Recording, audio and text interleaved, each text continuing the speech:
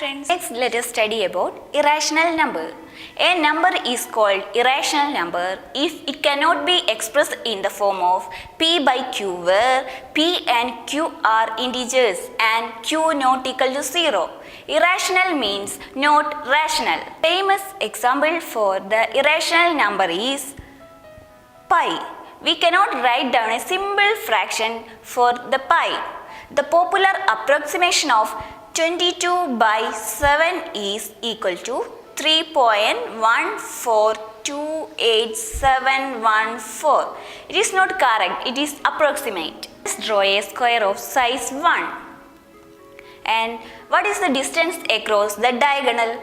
Answer is square root of 2, which is equal to 1.4142135 etc. We cannot write it in the form of P by Q. So, root 2 is an irrational number. We can prove that root 2 is an irrational number. Before proving, we have to know one theorem. In fundamental theorem of arithmetic, the theorem is let P be a prime number if P divides A square, then P divides A, that is positive integer. This theorem says that P divides A square, then P also divides A.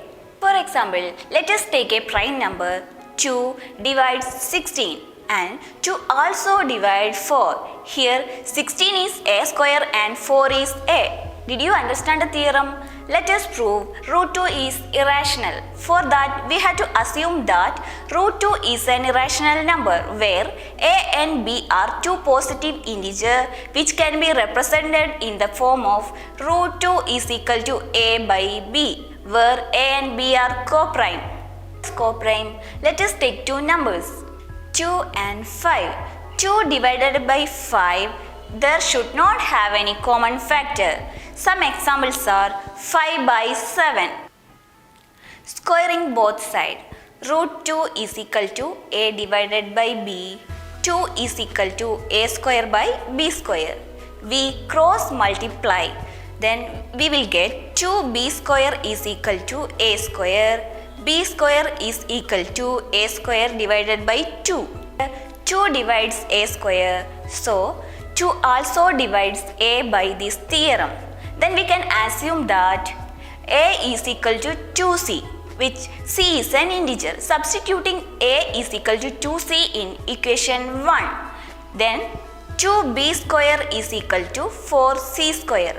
Cancel 2 and 4. Then we get B square is equal to 2C square, that is equal to B square by 2, that is equal to C square.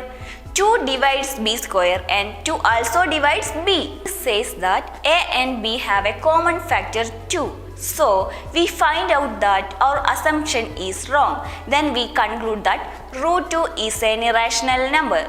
We can prove root 3, 5 minus root 3 also irrational by using this method.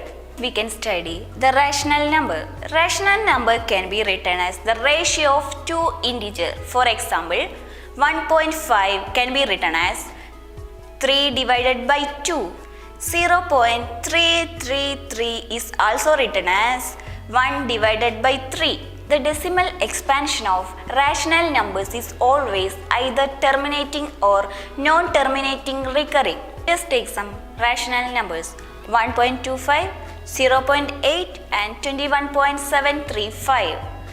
Then 1.25 can be written as 125 divided by 100, that is equal to 5 into 5 into 5 divided by 2 power 2 into 5 into 5. 5 and 5 cancels, that is equal to 5 divided by 2 power 2.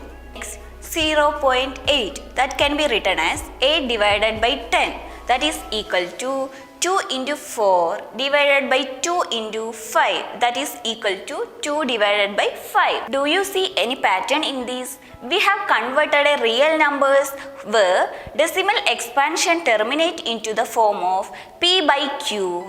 P and Q are co-prime. The prime factorization of the denominator has the power of 2 and 5. We can write it as the real number is of the form P divided by Q, where the prime factorization of q is of the form 2 power n and 5 power m, where m and n are non-negative integers. Theorem is, let x be a rational number whose decimal expansion terminates. Then x can be expressed in the form of p by q, where p and q are coprime, and the prime factorization q is of the form 2 power n into 5 power m, where n and m are non-negative integers.